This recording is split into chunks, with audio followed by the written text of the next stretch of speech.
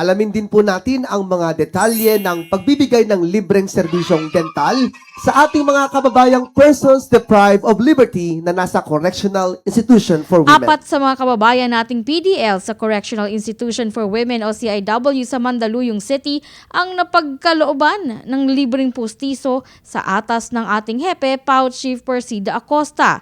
At nakuha na nga nila ito sa muling pagbabalik ng Public Attorney's Office noong June 24 sa nasabing pasilidad.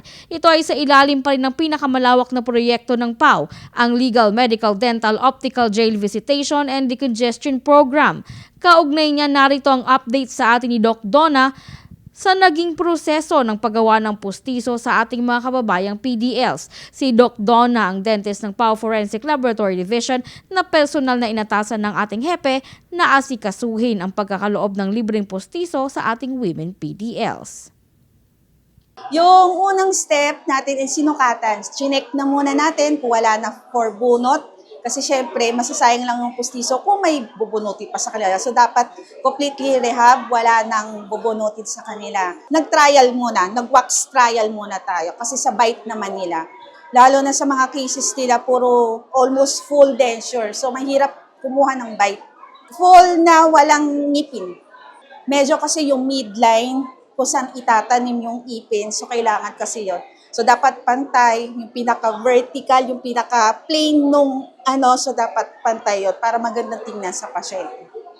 Ayun. Tapos, yung wax trial, nakadalawa tayo sa kanila na wax trial kasi kailangan sigurado.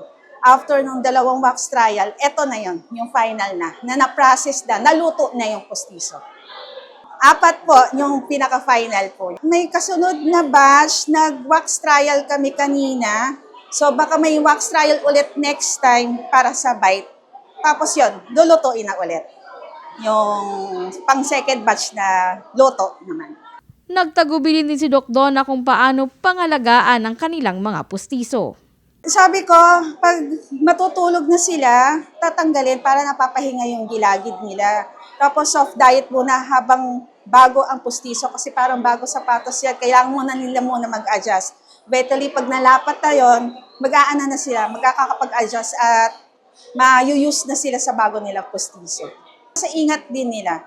So, dapat hindi nila mababaksak, hindi nyo po mababaksak yung pustiso. Pag ibabrushin nyo po rin para yung para yung mga dumi hindi po masisingit sa mga gilagid doon sa may po.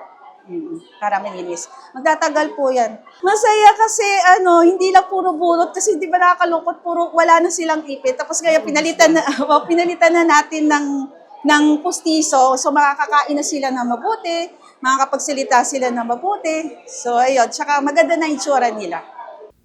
Sa kabilang dako ay puspusan din ang pagsiservisyo ng private partner ng PAO na D. Ocampo Memorial College of Dentistry upang lubusang matugunan ang oral care needs ng ating women PDLs. Maaasahan na sa susunod na buwan ay muling magbabalik ang PAO Legal and Medical Team para sa programang ito. Para sa #PalaNews, ako si Geraldine Ranyes, Persida Acosta, tagapagtanggol ng masa, katarungan laban sa kahirapan.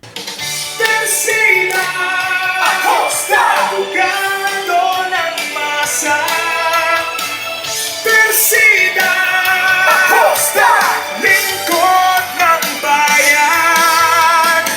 Persida may takot sa Diyos,